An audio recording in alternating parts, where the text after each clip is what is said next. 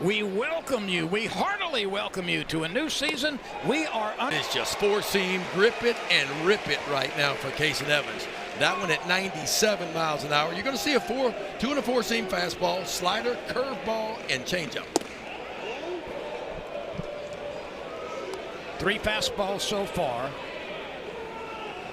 1 ball, 2 strikes. The outfield medium depth straight away. Swing and a miss. That one had a little cut to it as it got to the plate. Yeah, that looked like that hard slider. The slider's 86 to 89 miles an hour. The interesting thing about Casey Evans, he didn't even start throwing his curveball until he got to Omaha last year. He worked with Nate Yeske, the pitching coach, all year long. It was pretty much fastball, curveball, fastball, slider, changeup, and then he started mixing in a curveball when he got to Omaha last year. So it's a real 4-pitch mix for him. And Ben, in honor of the new season, the 205 is right on time beyond the right field wall. Which direction is it heading? Toward New Orleans, I believe. That would be southbound. And I want you to think about this for a moment. This ball is lifted into right field very high and out of play into the corner. And don't answer it right away. Just think about it. But the folks at home are already asking, what is the color of the sky today? Now just think about it. Well, we'll get to that in a moment. All right. Give you time to glance up and take a look at it. I'm just glad the 205 got here perfectly. I'm just glad the sun's shining and it's nice out. Gorgeous. Absolutely gorgeous. O'Connell struck out on 4 pitches. Dominic Kibler, the DH at the plate. Grant Ross will follow. And that pitch works its way inside. 3-1.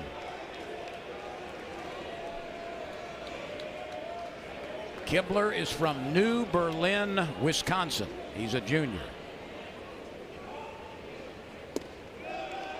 Ball 4, a 5-pitch pass after a 4-pitch strikeout. Evans had very little trouble with control last year. Yeah, for a true freshman last year, he commanded the strike zone. 52 innings of work, only 19 walks, 71 strikeouts for Casey Evans. And he's built up pretty good. Jay Johnson has all of his starting pitchers right around that 85, 90 pitch limit. Kibler takes a very short lead from first base, and the pitch gets away momentarily from Aaron Beatty.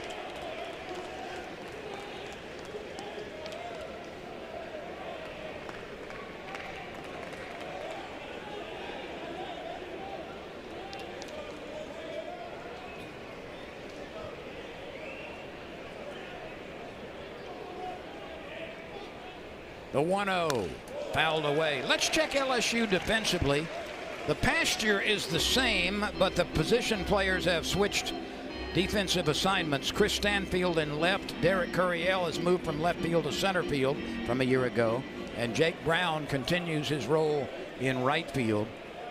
Trent Carraway and Zach York are on the corners on the infield. Stephen Milam and Braden Simpson, the new double play combination for LSU. And I'll remind everybody at home, remember how good LSU's defense was last year. They fielded at 981. It was a program record, the highest fielding percentage in program history, and that was a big reason why the Tigers won national title number 8.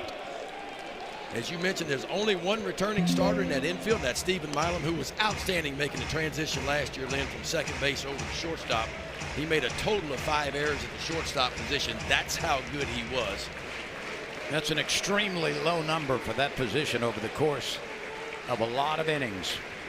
Cade Arambidi was a halftime starter last year behind the plate, and he is getting the starting position here on opening day in Baton Rouge. And if you talk about LSU's outfield defense, Lynn, it is arguably one of the best in the country with the speed that they possess out there. I mean, Stanfield can go, Curiel is just as fast, and Jake Brown might be the fastest guy out there. So what I'm saying is if it stays in the ballpark, those guys are going to run it down in the outfield. It's almost a relay race out there when they chase the ball. They can go. The pitch fouled away, and we'll do the 3-2 offering one more time. O'Connell struck out on 4 pitches. Kibler walked on 5. Grant Ross at the plate, the first baseman for the Panthers of Milwaukee. Milwaukee club that went 24-35 last year, but it was an improvement from the previous season by 7 games. Finished 3rd in the Horizon League last year overall. This will be a chance for Curiel. He is moving to his left, shading his eyes, and the sophomore center fielder makes the catch for the out. Ben, you pitched a lot on opening day in your baseball career, both in college and professionally. What's it like out there for Kason Evans, not only getting the opening day assignment, but also moving from the bullpen, the back end of the bullpen, to the starting pitcher? It's about controlling his emotions, you know, and everybody's so excited. I mean, you've been inter-squad and playing against each other for 6 weeks now, and you're ready to play against somebody else. And opening day is finally here, and it's a new beginning. It's a new beginning for everybody. Obviously, LSU had a tremendous year last year, but you got to find a way to put that behind you. Only thing winning the national championship does for you is puts a bigger bullseye on your chest, and that's kind of where LSU is. So they're going to get everybody's best game every time they get on the field. And so for LSU, it's about taking care of business and going out and being competitive. That's just under the glove of Braden Simpson, a clean base hit into right field. Charlie Marion extends the inning and pushes Kibler to second base. Well, I tell you what, Milwaukee is Stairs, a breaking pitch. Or excuse me, that was in there for a strike. 2 outs, 2 on. We've just started the new season. Lynn Rollins, Ben McDonald with you. We are delighted you have chosen to spend some time with us. And Ben, as we look around this ballpark for a Friday afternoon with school and work interfering with the more important things in life, this place is really packed. Yeah, I mean, it might be the only place in the country where you're going to see 10,000 people close to it at 2 o'clock on a Friday afternoon. But that's what the fans love here in Baton Rouge. The 0-2 pitch is upstairs. There's been a lot of buzz about this team. Obviously, LSU is ranked. There's 5 different polls out there. They're ranked number 1 in 2 of them. They're ranked number 2 in 3 different polls. The D1 poll that we use the best, D1 baseball, they're ranked number 2 behind UCLA. Speaking of D1 baseball, the Tigers next weekend will be in Jacksonville, Florida, with 3 games being streamed over the D1 baseball website, as LSU will take on Notre Dame, Indiana, and Central Florida. And we'll be there. Yes, looking forward to that. The 1-2 pitch just off the plate. That was a changeup by Kason Evans. And really, if you go back and look at last year, it was his best secondary. And I ain't seen no flowers blooming yet, but I guess it was coming, you know. Low is the word. Okay. All right. For low, the winter is gone. Okay. So that means hopefully the winter's gone? Indeed. Okay.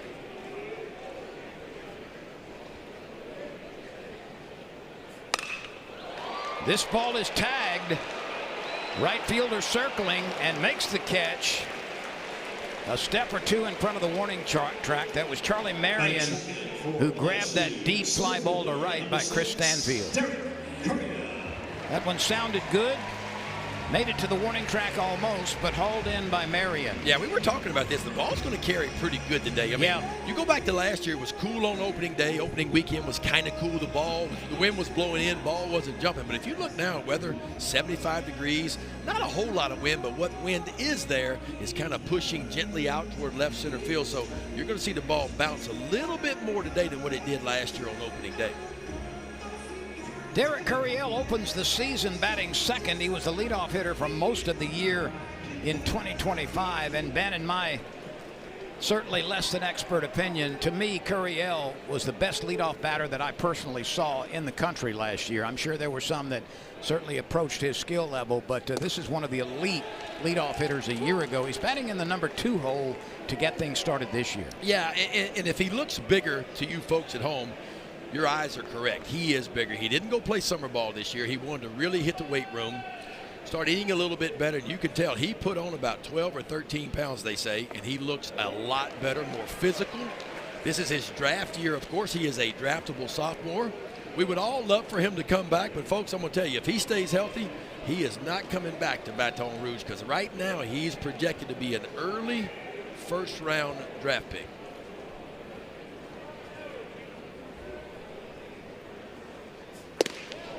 Speaking of draft picks, etc., this is a pivotal year in Major League Baseball because of the players' contracts certainly to be renegotiated in the very near future. Yeah, the basic agreement is up after the end of this season, 2026. So let's hope there's not a lockout or a strike or one of those days where there is a work stoppage, but something certainly to be aware of. Curiel sends a tapper down the first base side and slides safely to the right side. He got his hand on that green bag. That'll be a rolling bunt for Curiel on a base hit. Well, you'll take that first knock of the year any way you can get it. Curiel had a wonderful year last year.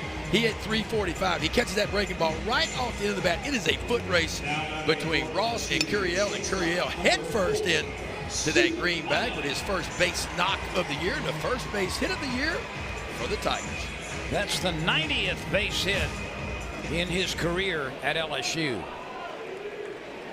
He led the team a year ago, batting .345. Yeah, and what Curiel did in the postseason is really unmatched. Of course, he was named by D1 Baseball the Freshman of the Year, and guess who D1 Baseball is projecting to be the SEC Player of the Year this year?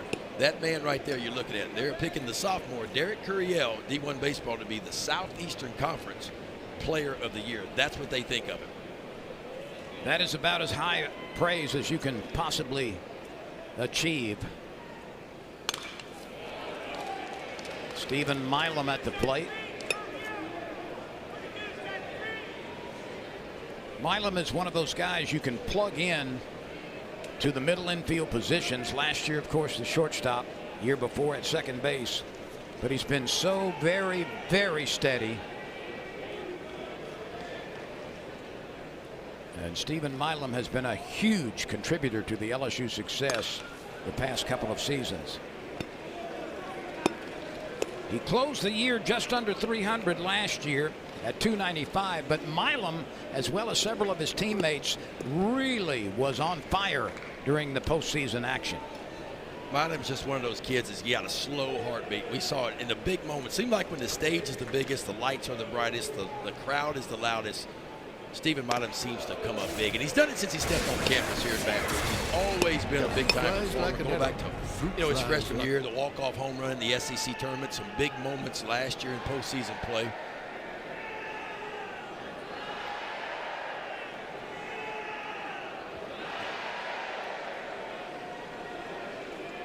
Milam had 14 multiple RBI games last year. His longest hitting streak was 11. This will be a difficult play for the first baseman, who makes it with his back to the infield. Very well done by Grant Ross. Yeah, Tate Schmidt, the second baseman, it's an easier play for him, but if you'll watch Tate Schmidt in this replay right here, Tate Schmidt never saw the ball, and so the first baseman, Grant Ross, just stuck with it, makes an outstanding play right there. See the palms up right there by Tate Schmidt? He didn't see the ball at all, the second baseman. But that's what you're taught to do, right? Pursue the ball until somebody else calls you off, and well done by Grant Ross. Here's Jake Brown with Curiel still at first base. Curiel said before the season a couple of weeks ago that he wanted to steal a few more bases this year. Tigers are not a team that run very often, but Curiel felt like he could certainly get into that 10, 12, maybe even 14 stolen base range. Yeah, LSU only stole, what, 51 bases last year. But between Jake Brown and Curiel, and you would think Chris Stanfield, too, as fast as he is, I think that's going to be a different part of LSU's game this year, because they're talking about being a little bit more aggressive on the base pass this year.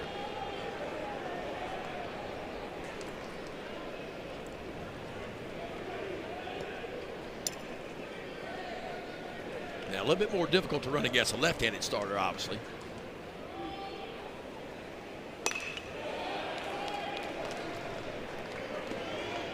Two outs, one on. Bottom of the first action comes your way. On about as good a day as you could possibly expect as we approach the middle of February. What a grand place to be out at the ballpark on opening day. And a very, very big crowd on hand. Not capacity, but not far from it.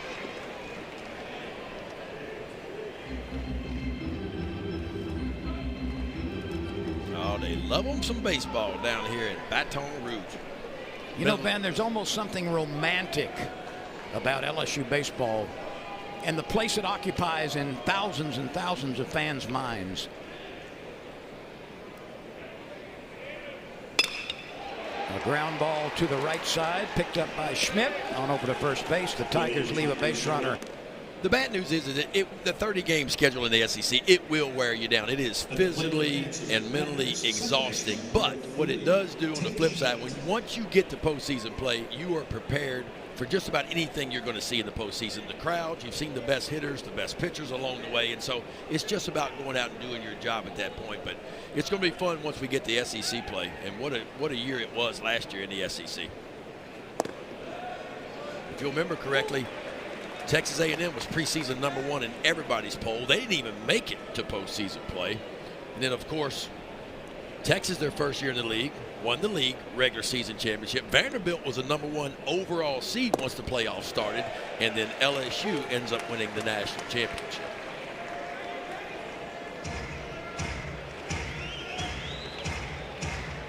Two strikes on Tate Schmidt. After the solid single to left field by Braden Horn. And there is strikeout victim number 3 as Schmidt goes down in a hurry. Well, I love that command right there by Casey Evans, because you can see where the target was. Casey Evans beat on an 0-2 count, wanted an elevated fastball. Watch where the glove is. Watch him raise the glove up. That is perfect. Well done. That's a hard ball for hitters to lay off from right there, because they see it so good. It's elevated. You think you can get to it, but at 95 miles an hour, good luck trying to run that one down.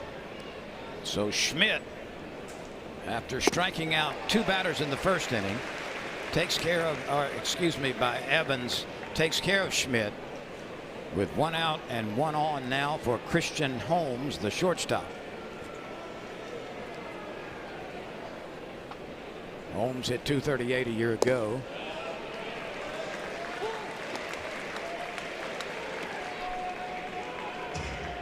Evans working ahead of the last 2 batters, Holmes and Schmidt.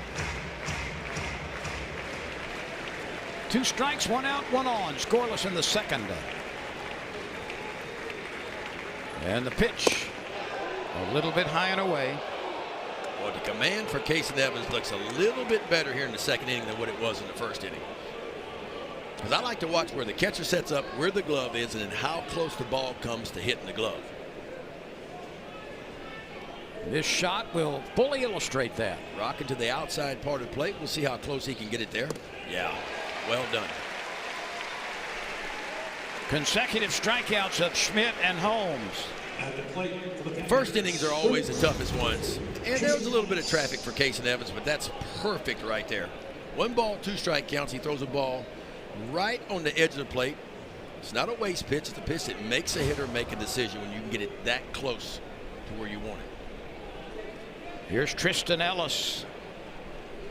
The outfield plays him fairly deep in center and right, and a step or 2 as an opposite field hitter.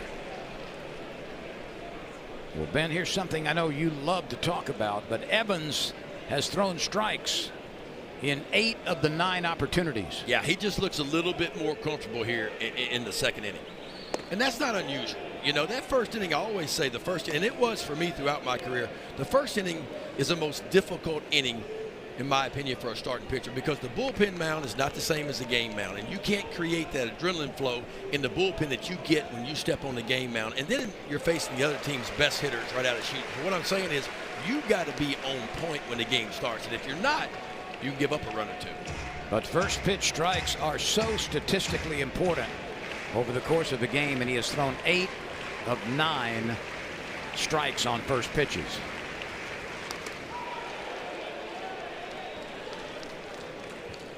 Ellis will remain at the plate after slicing 1 foul. A couple of early hits for Milwaukee. The Panthers and the Tigers. We play in the top of the second inning. Weathered cypress siding. Ooh, weathered cypress siding. That's a new one. There's a blast deep to right field. You can pucker up and kiss that baby goodbye. What a way to start with a new team. Zach attack. York rips one high and deep to right field. An early souvenir. 1-0 Tigers. Well, that's exactly why Cade York was brought to Baton Rouge.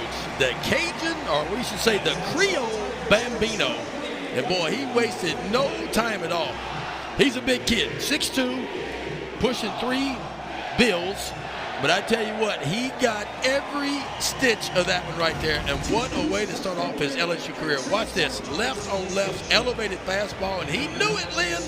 When he touched it, he had home run #1 on the season. You don't measure that one in feet. You measure it in furlongs. That was a blast. Ruthian style. Cade Arambidi tries to duplicate it and yanks it foul. Well, we talked about Zach York and coming from Grand Canyon University, where he is the all-time home run leader and RBI leader in his 3 years there.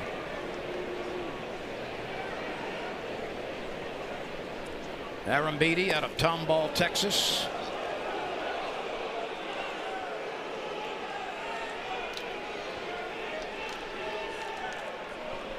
He was a part-time starter last year behind the plate. Hernandez got most of the duty.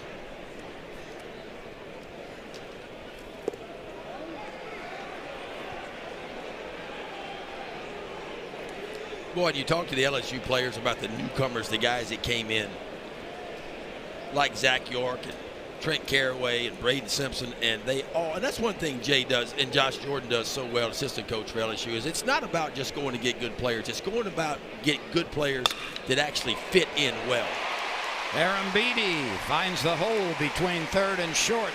Ellis at third base moved to his left but couldn't get the sharply bouncing two bouncer, and Arambidi is aboard. Back-to-back base hits. One went for 4 bases. This one goes for 1. Arambidi got a little bit out in front, but you talk about a strong kid, and we saw the power numbers last year. He hit 4 home runs last year in limited action. See, he caught that ball a little bit off the end of the bat, but so strong, gets it right by the third baseman, Trent Ellis, as he dives, couldn't come up with it. Well, if you've been following Jay Johnson and what he's been saying, he was asked who he thinks has been the most impressive player back during the fall, and he didn't even hesitate. He said, without hesitation, Cade Arambidi. He said he's just made huge strides at the plate. The defense has gotten a lot better. He could always throw, but at times last year struggled to block balls, struggled a little bit with some things, but he has cleaned up his game, and he is due to have a big season for LSU. Well, speaking of big seasons, there's a lot expected of this young player, Mason Braun, out of South Bend, Indiana. He is a freshman. He is a freshman that was rated by Perfect Game as the #1 first baseman, not in the state of Indiana, but the #1 first baseman in the entire country when he came out of high school last year. That's a very good off-speed pitch with some movement to it. And for him to be starting as a true freshman on opening day against a left-handed starting pitcher tells me a lot that Jay Johnson likes this kid.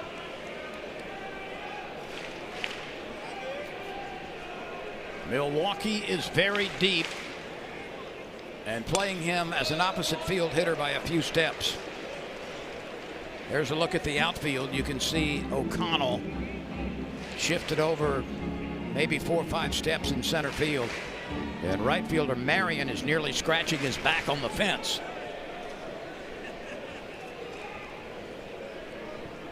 LSU 1-0 on a bomb by Zach York. The runner will move up. Arambidi having no problem. That's a wild pitch. And the Tigers got a runner in scoring position with nobody out. And a 2-2 count on Mason Braun. Braden Simpson is on deck. LSU 1-0 over Milwaukee. Game 1 of 56. There's another off-speed breaking pitch. And Braun saw a couple of those and couldn't do anything with them. First strikeout for Miller. Yeah, Miller's got a pretty good breaking ball. We talked about him limiting walks, and obviously he has not walked a batter yet. So he's filling up the strike zone, using that fastball. Fastball's been, 89 to 92. We've seen the changeup, and that was the slider. This is the first time that Milwaukee and LSU have ever met in baseball. Although the Tigers have played quite a few members of the Horizon League. In fact, the only team in the Horizon League that LSU has not faced is Youngstown State.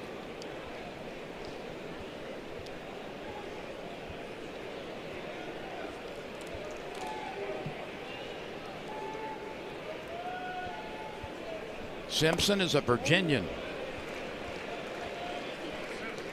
Yeah, the Horizon League last year had 6 teams in it, but Purdue-Fort Wayne dropped out, so it's only 5 teams in the Horizon League. And Wright State is typically the class of the Horizon League.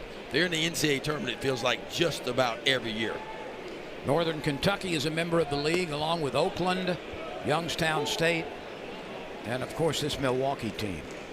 Now next year, from what I've been told, the Horizon League will go back to 6 teams. They will add Northern Illinois, so they will be back at 6 teams in the Horizon League next year. That's a good baseball fit for the Horizon League, bringing Northern Illinois back into the fold.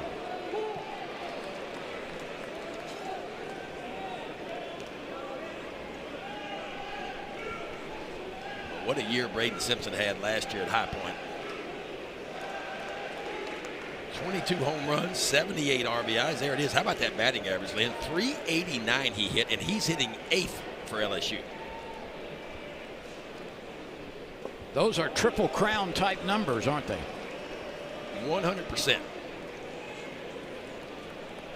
Now, the naysayers will say this, well, that's not the SEC, and we know that. And you never know when you get guys that come from mid-majors how they adapt to SEC pitching and all that kind of stuff.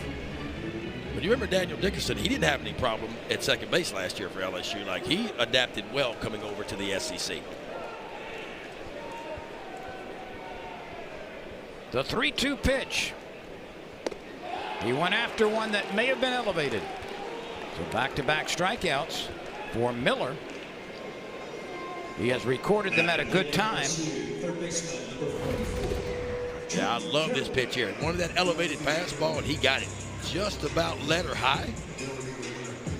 So 2 gone after the single by Aaron Beatty. He's now at second base following a wild pitch. And it brings up Trent Caraway, the new LSU third baseman from Dana Point, California.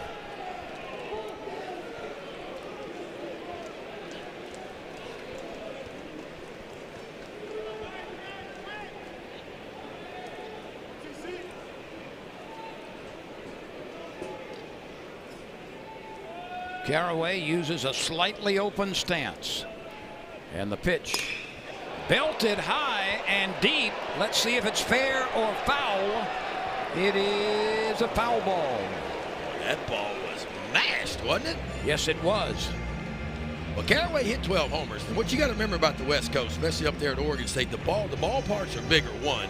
The ball does not carry well at all. So 12 homers can be a little bit deceiving. You take those 12 homers and you put them into the SEC and you put them into the ballparks around here in the Southeast, and 12 probably goes to close to the number of 17. But boy, he finished a year strong last year for Oregon State. We talked about it earlier. 5 home runs in the regional. He was named the Corvallis MVP of that Corvallis regional. And then he hit 1 home run in the Super Regional. So half of his home runs last year came in postseason play. So he found the long ball late in the season for Oregon State. Did he ever?